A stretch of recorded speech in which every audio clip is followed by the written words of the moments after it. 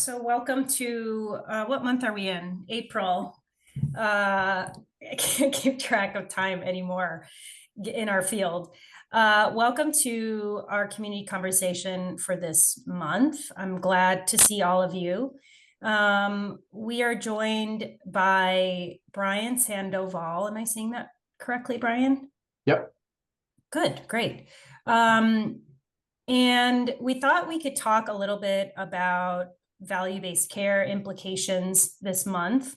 We even had some questions come through the listserv this week, which is cool. And I have some things on my mind about this.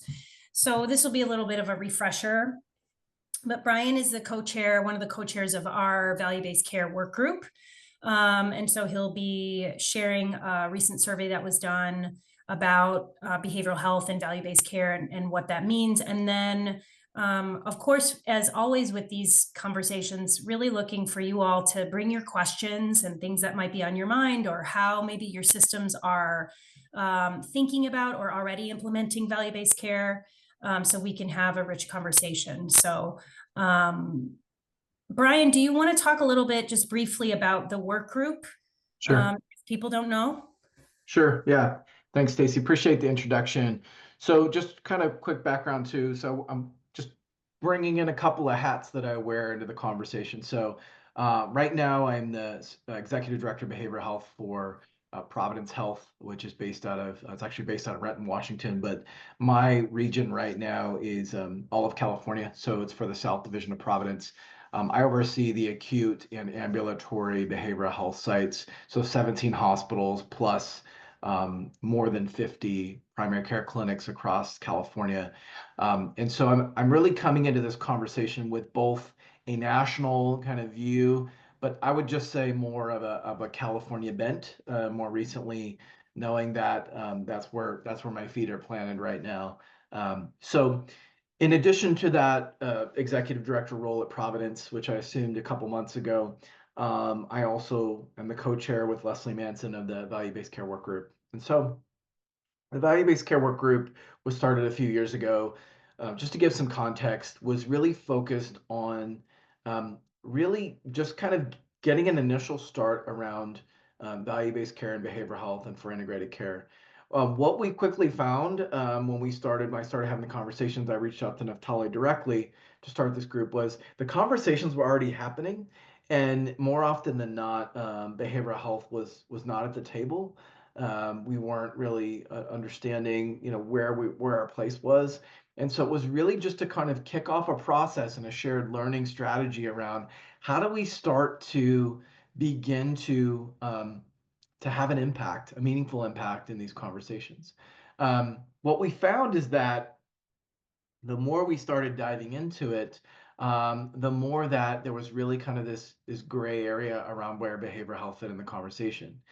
If you look at a high level at behavioral health and value-based care, there's really a challenge around whether we include it on the medical side, whether we don't, and so that's very geographically based. So in California, behavioral health is carved out completely from the medical spend. There are some exceptions in the integration space when you begin to look at collaborative care, which is actually billed on the medical side as an incident too. But if you're beginning to look around the primary care behavioral health model, or beginning to look at integration in other aspects, specifically in the care management space, it's carved out. And so what we started to find as we began this conversation was that we needed to have more dialogue and begin to start to think about synergies that we could create from CFHA to begin to start to have some sense of consensus around how we would approach value-based care. So the behavioral health work group started off as really just kind of getting people together and learning where we were at status quo, right? So we started initially, when we kicked off, looking at contracts. What were the contracts that were out there, and where did the behavioral health sit in those contracts? And so just to kind of give you an overview of that process, what we found is that they're all over the place. There really wasn't a consistent approach to value-based care and behavioral health, some of which was built into was code specific kind of enrollment.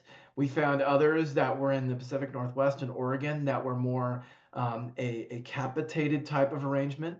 And others that were really kind of unclear around the clinical application of what value-based care. It was more around some of the just kind of the fiscal pieces of how we might include it. So what that led us to do and kind of where we are to date, so the value-based care work group has really started to say, well, what we needed to figure out was what is CFHA's role in continuing that conversation and beginning to coalesce around some streamlined messaging and education for some next steps. And so where we are today, and again, this is more of a community conversation. So I'm just going to kind of plant the seeds of where we've been, and would love to hear from all of you. Which is, we decided that we were at a point where we really needed to get a baseline level assessment of where we were at for the behavioral health community, the CFHA community, and our understanding what a baseline view looked like from the current contracts we had, and then our general understanding of value-based care. And so we put out a survey that went through the listserv and others specific contacts, targeted contacts that we had throughout the country. So this is a national survey that came out. And really what we learned is that, so kind of the spoiler here is, we learned that it was pretty much all over the place. And that there was really a lack of general consensus around where everybody stood in their understanding of value-based care and their participation in the process. And so what that led us to, and where we're at currently in the value-based care work group, which by the way meets tomorrow, so Thursday mornings at 9 a.m. Pacific, 12 Eastern. Any of y'all are free to join. Um, is really, at this point we're going to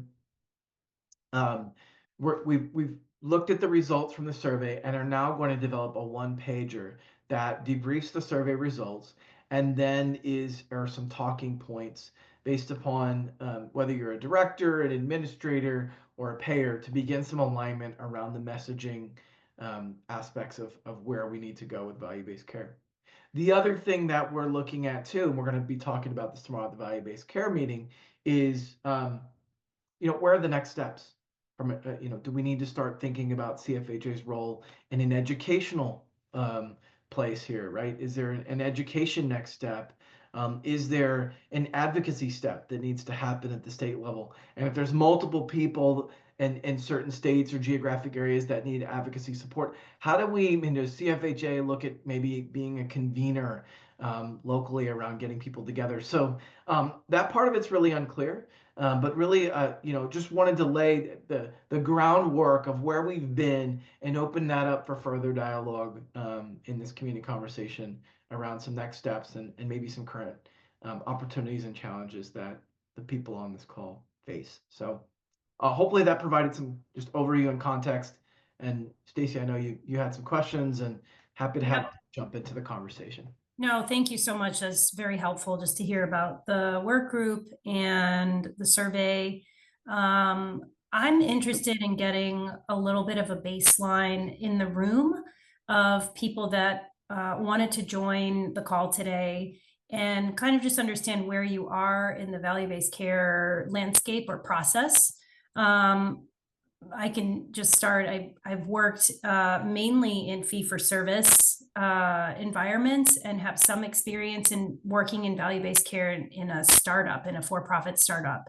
And so we implemented COCM in that environment, but really was focused on sort of wrapping around the primary care medical provider with community health workers, and I helped to facilitate that. But the behavioral health piece in that was not well thought out. And of course, as a startup, right? So I feel like I'm still learning about value-based care and have, questions about it. So if you want to put in the chat or come off mute, not, it doesn't have to be everybody, but just trying to understand where people are in terms of, why you joined today or where you are in value-based care would be helpful for us. Hi, everyone. Sarah, I'm at FQHC in New Jersey. I think somewhat similar to what you were saying, Stacy. We're starting to look at it a lot more on the medical side, and I'm quite confident there's a lot of areas that BH could be playing a role in it, and that's not really hasn't seemed to be in the conversations yet. So I'm hoping I can learn and then bring back to those meetings. Great. Yeah, others? What caused you to join today? The call and just curious where you're at in the process.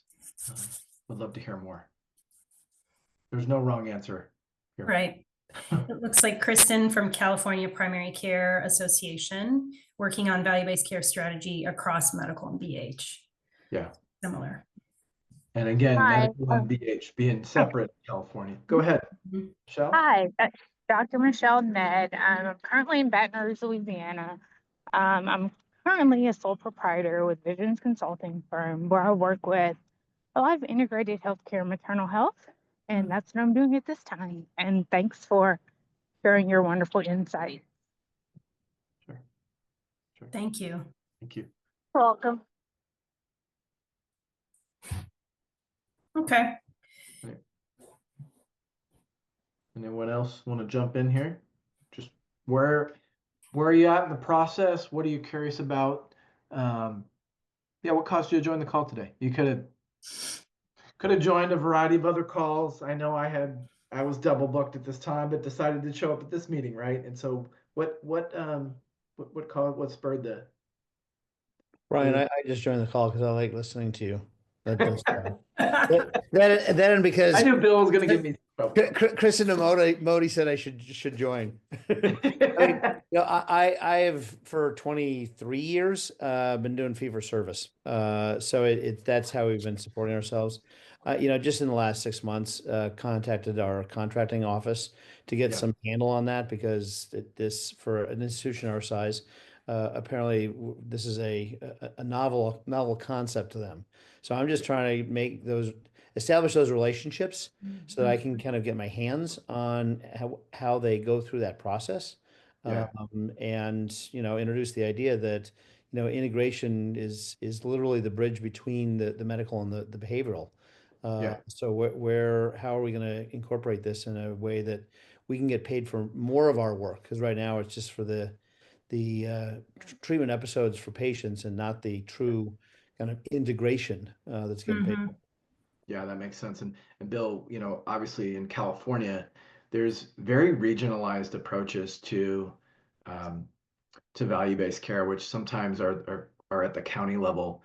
It really varies based upon the county you're at, what the willingness of the provider groups to come together. And so I think the impetus for value-based care and is really around this idea of fostering creativity and how we're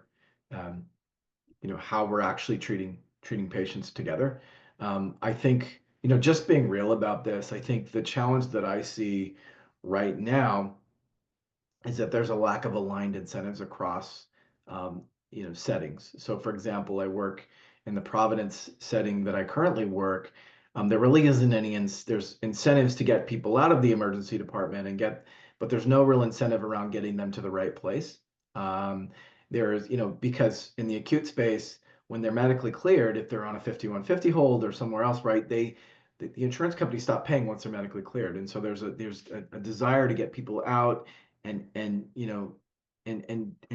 getting them to a level of care. But are we doing a good job of creating an integrated system of care, right? And I think that right now, with the payment structure the way it is, it's been challenging to find synergies among and aligned incentives around that process. And so the idea of creating small communities of care, clinically integrated networks that begin to look at aligned incentives, reducing total cost of care, rehospitalization, is really a strategy to start getting people to work together. And I think, in California, just to be real, we're starting at awareness. Are you aware of everyone that's in your community, what they're doing, and how? And then that begins the conversation of, now that we're aware of each other and the work that we do, how do we start aligning our efforts? And then further down the road, it's now how do we start aligning our fiscal process to that, and that gets a little more challenging. But I think sometimes the payment can lead to clinical transformation, and sometimes I've seen clinical transformation lead to online payment strategies. So it really depends on the area and where you're at. So anyway, I'll stop talking. Other thoughts about your experience um, of working in value-based care, or questions you have?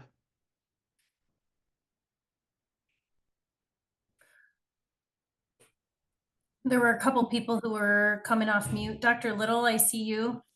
Yeah. Hi, Hi, Verna. everyone. Hey, Verna. Hey. So I actually was kind of listening and wondering, I think we need to be or think about being more prescriptive, because I think particularly now, people don't know where to start. And I'm wondering, and when I think about, starting some of my journey, is that I talk to payers and said, like, who are the most expensive patients, and can we work on something, and can we do, some shared savings, right? Or starting to figure out, how much does it actually cost to care for someone? What does that look like, so that I would know going into value-based? Like, I'm not sure people know where to start, and maybe that's where we should start. Yeah, Verna, I think that's a really good point. I think, as I'm thinking about it, and my role and where I'm at is, we go back to, so right now there's a lot of, and this is happening in California, there's a lot of discussion around rates, and then the cost that it costs us to provide the care, and the discrepancy between the rates and the cost of care. And I think where you're going, Verna, is right now, what really matters in the payers that I've spoken to is, we really want to figure out, first of all, what is the total cost of care for this patient? That becomes a negotiation point, right? So if we're not coordinated and working in an integrated network, and the patients are moving all around, it's hard to capture that information. So I do think partnership and understanding around total cost of care then becomes the impetus to then have that conversation with our payers and say, we know that when we work, this is the total cost of this patient, and when we work together, this is going to provide X amount of savings. By the way, it also provides the clinically appropriate level of care. And so I think, to your point, Berna, it is up to us to begin to, and we noted, noted this from, our initial efforts in looking at the contracts. What we've seen from the payers is they don't know what they don't know. So that there is a need for us to begin to drive a way to pay for the work in a way that's consistent with what we see as the clinical value and clinical utility, but they need us to help spell that out for them, right? And so I do think that there's a need for that process. Yeah, thank you. And I think, thinking about preparing ourselves, do we know, I talk to so many organizations, and they don't know what their cost of care is. And so I almost think there's some way to start to say, okay, here are some of the things that you can do concretely to help prepare you for the conversations, like as a next step for some folks. Yeah, I think that makes sense. I think what I've seen too is, sometimes it starts with knowing your own organization's strategy and fiscal situation with certain patients, and then it obviously becomes more complicated. But sometimes the payers will actually, if we can work with them, will give us some information around, what is this patient actually costing the system, right? And so those are challenging, difficult conversations, but it all starts with small steps, right? The smallest of action step is the greater than the greatest of intentions, and I think sometimes starting small is critical. So.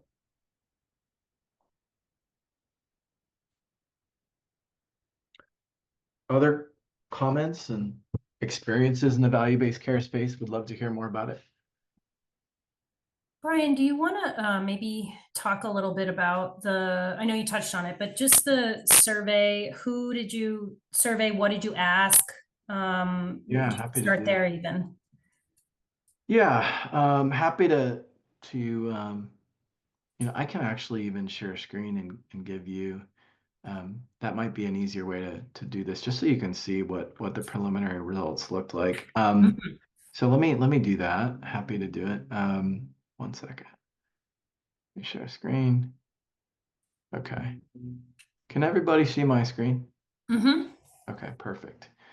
So this is the survey. This is a aggregated, and actually, I'm not even sure if this was the final going back at it, but this will at least just give you a flavor. There's a updated version of this that has more responses. So, but I wanted to at least give you a flavor of what we, now looking at this, what we asked. So really what you find in the survey is that we had a lot of behavioral health directors, some administrators and medical staff, but really we wanted to figure out who was answering the survey, what type of health systems we found, so we looks like there was a variety of FQHC, mental health. We tried to get a broad sense of sense of different settings. Some universities, some FQHC, some mental health. A lot of our folks that answered this were integrated. So we had a lot of these were integrated sites. And we saw pretty much split, and this is indicative. Again, we ended up, I think, with a close to 100 responses, somewhere around there. I don't remember the exact number, but it was pretty split between PCBH and collaborative care, some TCM or CCM, some integration co-location, some of which was telehealth. But so we found that there was, we tried to get a broad sense of the models. So what we found is that, and this question was really indicative of where we are, right? I don't know. So what percentage of your contracts for value-based care was either we don't have a lot or we don't even know. Yeah. And so there was some folks that you either were in the loop and were engaged in the process or you weren't. And so we found that was pretty indicative of the results. Some of these value-based arrangements were these were, there was a variety of reasons that people were involved in value-based care arrangements. The barriers tended to be a lot of just, I don't really understand the contract language. I don't understand the training. I don't really understand the systems or stakeholders. So there's a variety of barriers that people pertain to what was attributed to why there were some challenges in continuing value-based care arrangements. Implementation came up quite a bit as we talked about it more. There's just a challenge with how do we actually do this work and implement value-based care in what we do. More knowledge came up considerably. Better relationships with payers, more knowledge.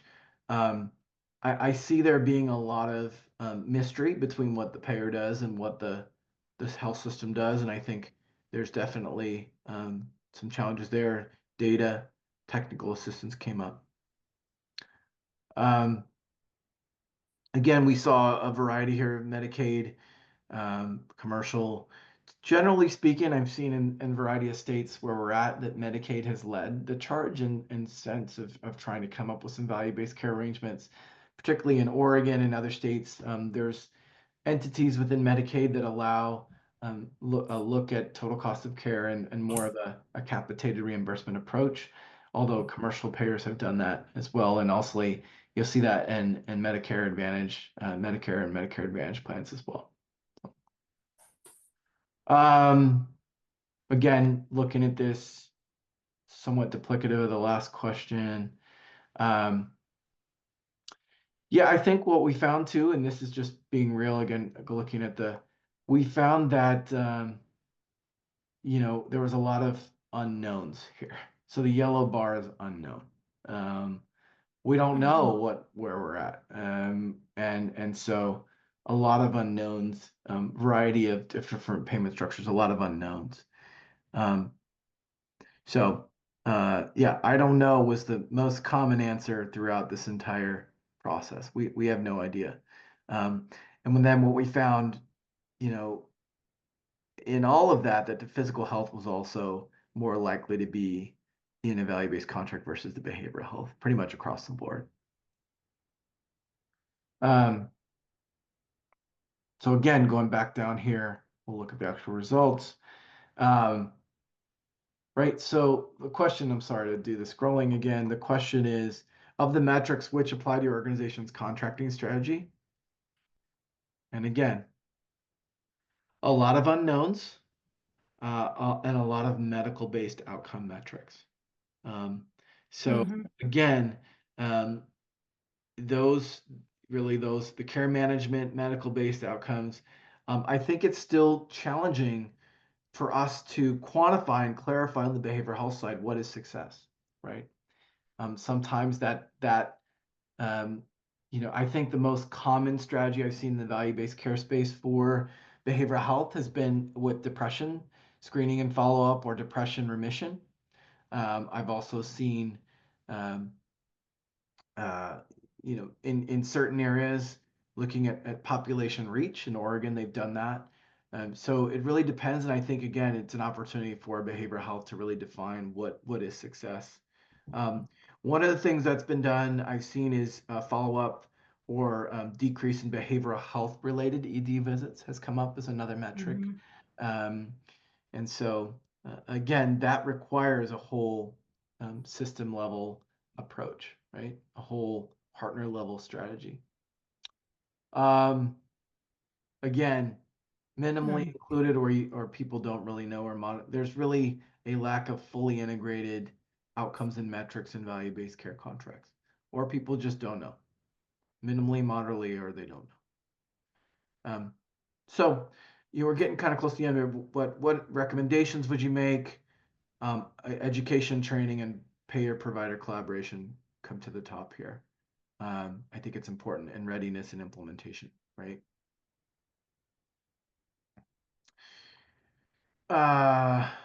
And then that's it, really. So I'll stop sharing here, but I think the main takeaway, and again, that wasn't the final version, but the main takeaway is that there needs to be better relationships with payers, right? More, and so I think, from a behavioral health standpoint, we're the conduits to begin to develop the relationships with payers. I think that's a really important piece that we miss. A lot of times payers, especially if there's metrics that we're responsible for as a medical clinic, let's say we're in a medical clinic, the payers will come on site, review the metrics with us.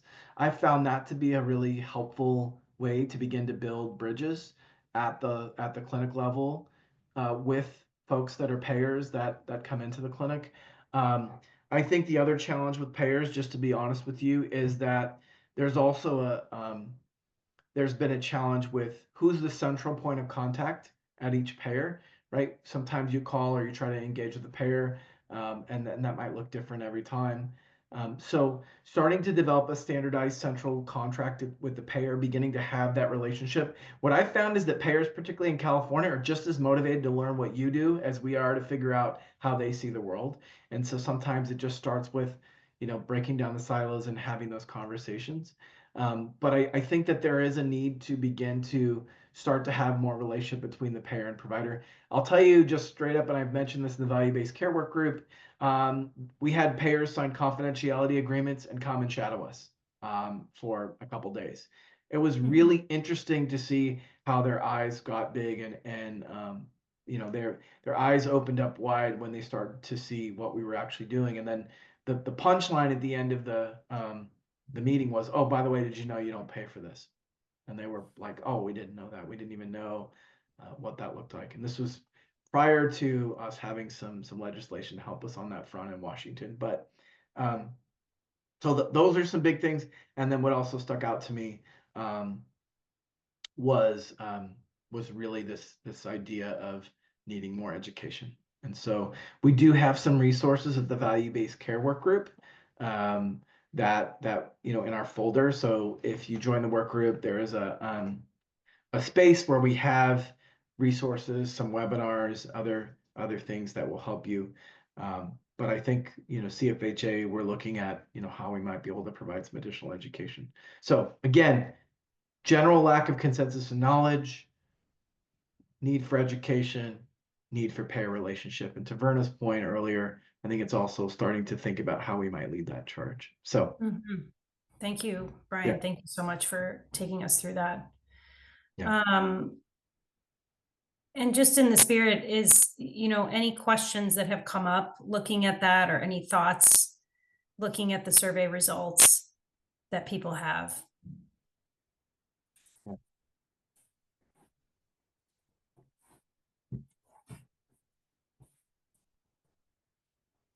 I mean, if the takeaway is that people are asking for more education, I think maybe they just don't know where to begin, what to start with.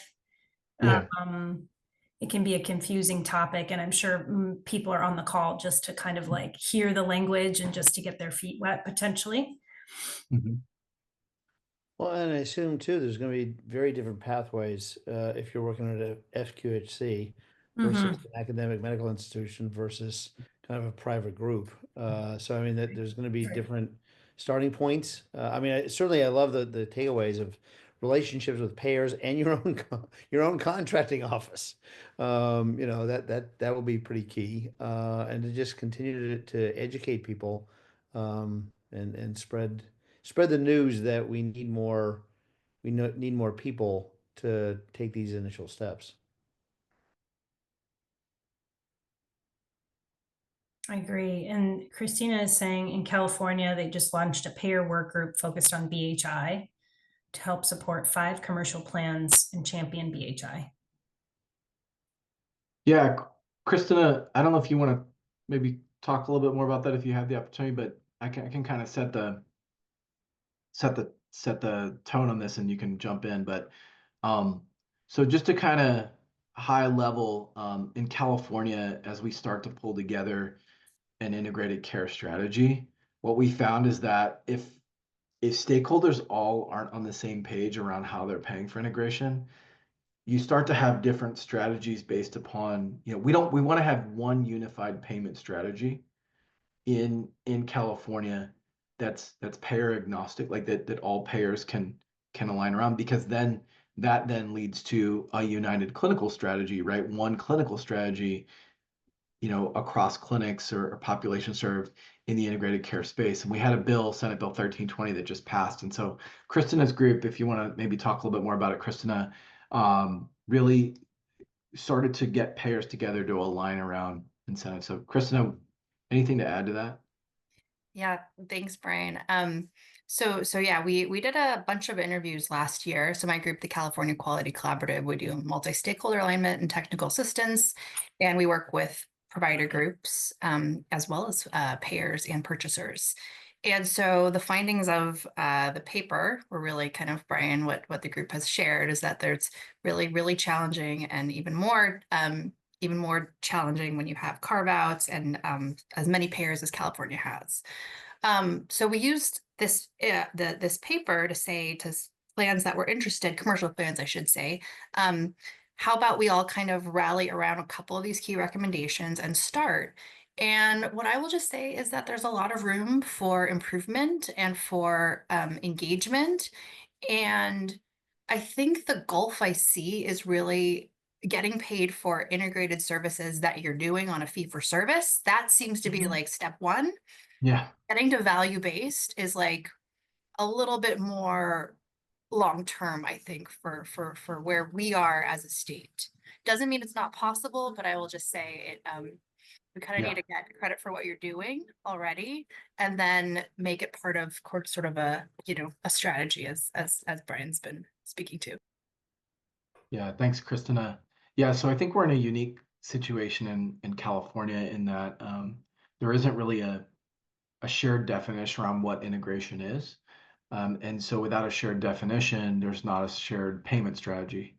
And we're talking about fee for service payment right here. And so we actually have to get folks aligned in the fee for service space and getting that figured out before we can start having value-based care conversations. I'm not saying that there aren't opportunities to begin to think about certain areas where there's Medicare in the area, but we're starting small and begin to get the work moving. And so kudos to Christina's group at CQC to get that going. So yeah.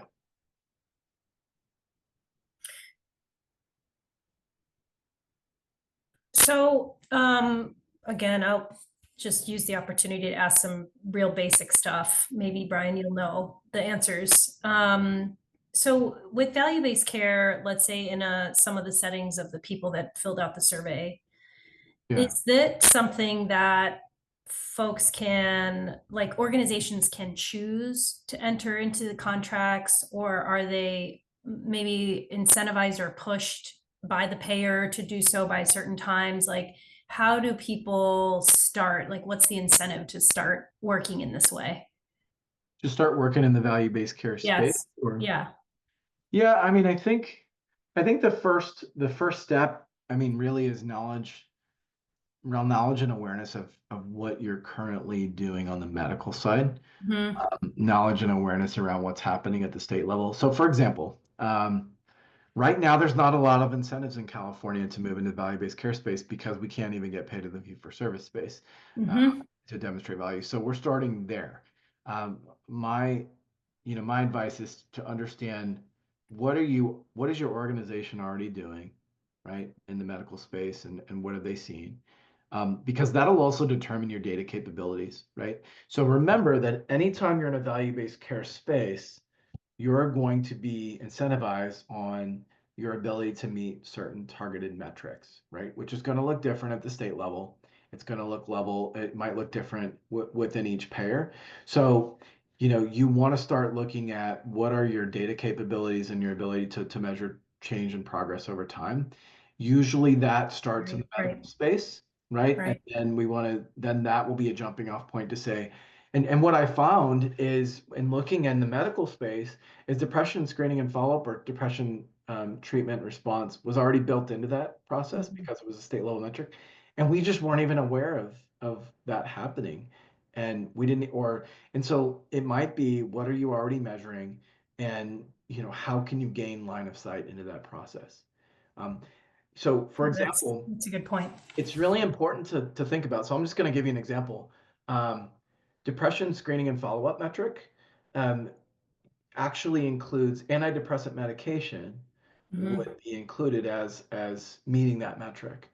But what I've found is that if you want to look at where does integration, you have to tease out and begin to create strategies to begin to show the value of integration in the context of that metric. So for example, because the numerator, the inclusion criteria for that metric includes things that don't necessarily have to touch integration, it's important to know how can I create my own something within, a discrete data field or something to show of the patients that were identified as depressed, these are how much the integrated care program touched. This is how much we were able to impact that metric. And then that becomes a jumping off point internally, right, for those conversations around getting into that space. And then externally and renegotiating, potentially a value-based care arrangement with your local payer. So to summarize, know where your organization is at organizationally. Where are you at on the medical side, which will give you insight into the metrics and data collection points that you already have built into your system, which then allows you to think about how you might be included in that process. Know your state level, where your state's at. We still have plenty of states that are very fee for service. So maybe it's just not, that's not where you're at. We have states like Oregon that are very far down the, value-based care reimbursement. And so it's just becoming a part of something that the train's already moving down the tracks. How do you become a part of that process?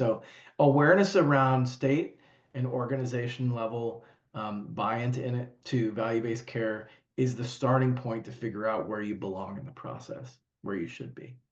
And probably your ability to collect the data, to manage it. Right. And then begin to do your own education. Again, we have some resources within the Value-Based Care Workgroup and so I think part of it is also, going back and watching some webinar recordings that are relevant, right? Beginning to educate yourself. There's no bad questions at this point. I think people feel like, oh, well, I'm behind the coin. I don't really know about what a fully capitated or a shared savings or a two-sided risk or a one-sided risk, one-way risk, upside risk only, right? I don't know what the difference is between that. Well, educate yourself. Start to watch some webinars. Honestly, that's what I had to do a couple years ago, is just join a bunch of webinars and just learn and ask questions. There's no dumb questions at this point. So Yeah, and I think that's why people are here today, probably to hear from you, as you've been so helpful. Does anyone have any other thoughts or questions for the group, for Brian? People mainly here to learn today, it seems like. I have, this is totally random, but if I have space, I'll take it. I have a presentation coming up around burnout and its relationship to productivity that I'm going to speak about. I'm in Illinois and I do a lot of work with the PCA here and with FQHCs. Yeah. And, you know, there's a lot of different ways to sort of think through burnout and this push for productivity and fee for service. And I wonder, you know, not Brian, of course you, but anyone on the group, if value-based care is meant to be an anecdote to that, or could be sort of set up, you know, to as an alternative to that sort of like hamster wheel of productivity. Yeah. I can start and then happy to have others join in. So first and foremost. That's right. Yeah. Christina, Yeah, thank right, Christina. Yeah, so first and foremost, I'm really glad that you brought the PCA into. So the Primary Care Association, each state has a primary care association that really helps with awareness, understanding, education, and potentially, depending upon your state, implementation of cost, reimbursement strategies, right? And so the PCA is a great resource to begin to start to see where others are in the area around payment, awareness, and understanding. So just to be real with you all, the PCA was a jumping off point in Washington State for us to actually help start to push legislation forward to get some changes enacted. So sometimes the PCA can be a great convener. So look for opportunities there. I think that's really great. The second thing I'll say is when you talk about, I think productivity is often synonymously, especially tied to reimbursement. And I think when you look at productivity in isolation, it really doesn't tell the story. It's remembering that productivity, it's the amount of unique patients you're touching, not the amount of encounters you have. So that's really important in the value-based care space. So start to think about not just how many visits you have, but who are you actually seeing, and then what's your impact on them, right? And so sometimes that helps, at least from my perspective, get out of this grind hamster wheel. And so the other part of it is, and getting to Kristina's point, the documentation requirements. For the people that you are seeing, how are you seeing them? Is it a quick phone call? Is it the idea of value-based care is also to take the shackles off the almighty encounter? Could it be, could you see them vicariously through, the social work seeing them, and then maybe we do a curbside consult with social work, right? In a care management space. Could we take the primary, could we follow up through a phone call, and maybe that's the way that we're seeing the patient and engaging them or following? Are we using registries to track patients over time? All of that work, I mean, some of this work is reimbursed on the COCM side, right? But there's also, I think what we get tied into in a non-value-based care space is you need to have an encounter to get paid. So we're going to focus on the encounter, which is less strategic, right? Right. So the idea would be value-based care as a way to begin to think about a more strategic approach to the population you're serving and the way that you're delivering services. I love that. That's very well said. So others' thoughts about that? I think it's important to know I'm learning all of this as I go, and I'm by no means the authority and expert in this area. I've just kind of had to get in there, just be honest around what I don't know, and then just start doing some work and seeing what happens. So, so continue. Yeah, I guess please feel free to, share your experiences, and then, I just encourage start somewhere, right? So Join the group, yeah, build your own learning, watch webinars, join things like this. yeah, exactly. Absolutely. Okay. Others, just curious to hear anybody else's experience. What have you found? And what challenges have you had? Let's talk about that. There are real challenges. Honestly, I'm just listening. I feel Yeah. like I have such little knowledge, and just listening and having these conversations has been so helpful as we start to move kind of in that direction.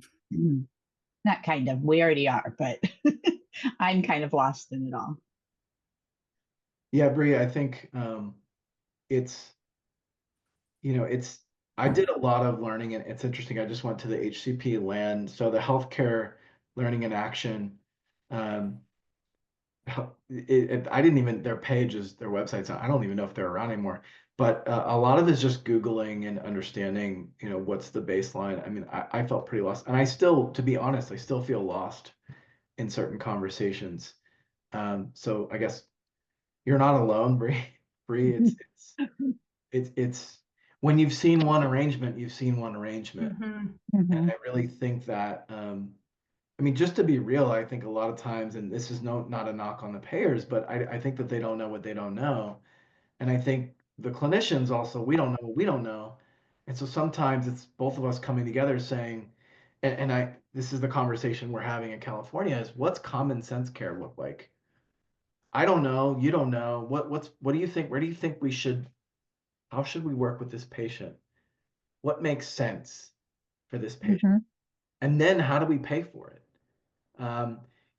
There are codes, there are fee-for-service ways to start the process around care management codes, around, telephonic visits. Can we start to do what makes sense and pay for it for a fee-for-service environment? That then leads to us to begin to talk about what a value-based care arrangement might look like in this space. Sometimes it's getting the work done first, looking at the proof of concept, and then going back to our payers and say, wow, look what we did. And then, measure results. Utilization is a really good thing to measure as well. If you can do that, if you have Care Everywhere and Epic, that'll give you some sense of what that might look like, right? Begin to get creative. Utilization.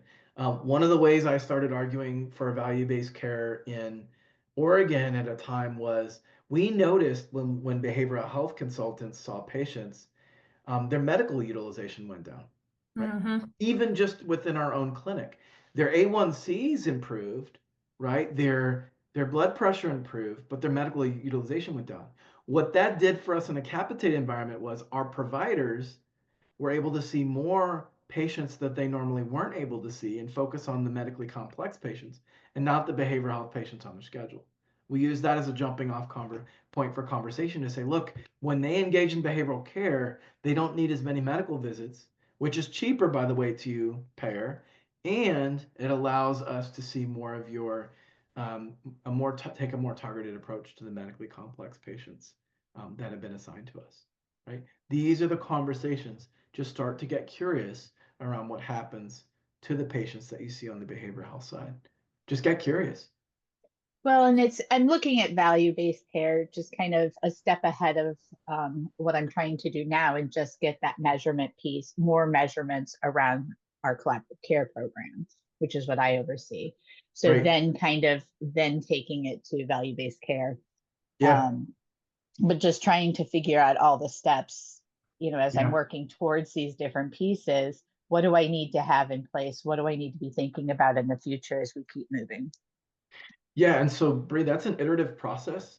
So for example, collaborative care, let's just take kind of the general collaborative care, right? You're looking at a registry on PHQ-9 metrics, let's just say, okay? That's helpful to payers to see the decrease in depression. What's equally helpful is when they engage and enroll in collaborative care, what happens to them medically, what happens to their utilization, what happens to, so start to think more globally. When I think globally, more system. That's the challenge that I would begin to look at, because that's what payers are looking at. Remember, they're looking clinical quality and total cost of care. And so begin to think about, outside of clinical metrics, how could you also demonstrate value through, let's say, utilization or other health metrics. So, and I am looking outside of that, of perfect. our registry. That's where I'm kind Fantastic. of working towards right now, really just focusing on hypertension and A1C, and kind of Fantastic. looking at those different pieces. But like I said, just kind of trying to think steps ahead, like where, when I get this information and we are able to see it on a larger scale, Yeah, what is it that we can do with this information? How can we utilize this to leverage different pieces within pop health? exactly. And that just starts with curiosity, just looking and seeing where else are the impacts. And sometimes if you have a payer that's there and willing, say, what's important to you? And they'll say, gosh, we're really on the hook right now for, blood pressure, right? We're really looking at hypertension. We're really on the hook for that. And I say, wow, you know what? I'm going to check the data when the people engage in our collaborative care program. For those people that have hypertension, what happens to them?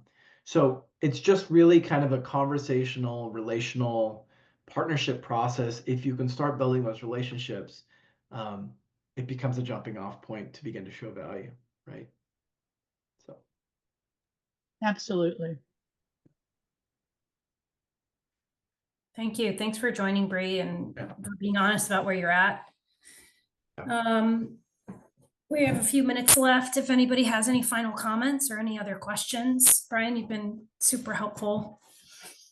Sure.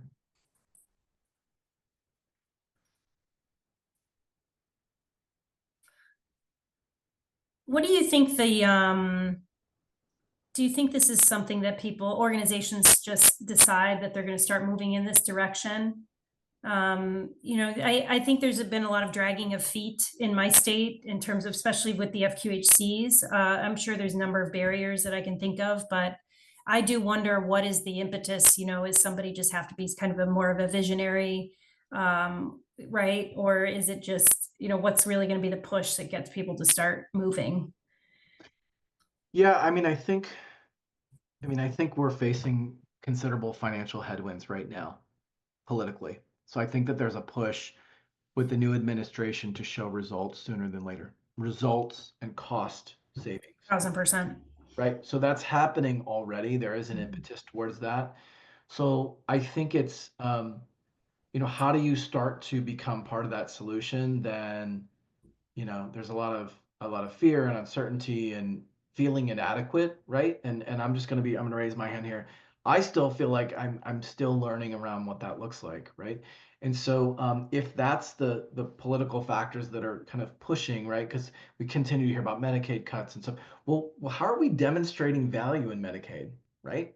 And how are we demonstrating value in behavioral health included in the Medicaid process? And so begin to think about that as part of the solution. So start measuring things, start looking at things on your own. I think the other thing is, so just to kind of the main takeaways here, seek out education, all right, both in your system and externally. Know what pressures are at play in your current geographic area. In California, we're not there yet, just being real, right? We might be there, but I think clinical quality is always going to be something that we can hang our hat on. So we will go there, right? Mm-hmm. And then it's, lastly, what are the data and implementation support resources that you currently have, and where might you need to close the loop? But first, it starts with awareness, and then it starts with, really coming up with a process. And do you have a seat at the table? Really get a seat at the table and begin to ask some questions and educate yourself in the process. So there's no right answer. It's That's really right. just getting started and doing what you can in the context of where you're at. So. And Christina has one additional takeaway: to start coding for things to demonstrate services that you're providing for future contracting. Yeah. So start to measure and understand what you're doing, and then start to measure and see or look around what's happening once you do that. Yeah. So, yeah, Great. way to call out, Christina. Well, thanks everybody for joining today. And again, Brian, Christina, thank you so much for bringing your knowledge around this. If people are interested, you can obviously contact him or me or anyone at CFHA or join that work group. And Sounds good. otherwise, have a good rest of your day. Thanks, right. you too. Thanks. Thank See you. later. Take care. Thanks, Brian.